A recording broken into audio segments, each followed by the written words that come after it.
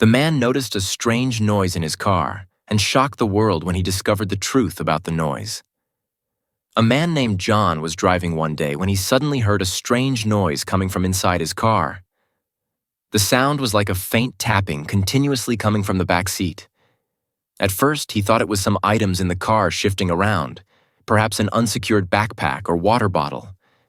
However, after a few days of observation, the noise persisted and seemed to be getting louder. John began to suspect that there might be a mechanical problem with the car, so he took it to the repair shop to have everything checked. But after a thorough inspection, the car's engine, brake system, and other key parts showed no issues, so he decided to investigate the source himself. He parked the car in a quiet place, carefully listening to every corner of the interior, and finally discovered that the sound was coming from beneath the back seat as he carefully opened the back seat.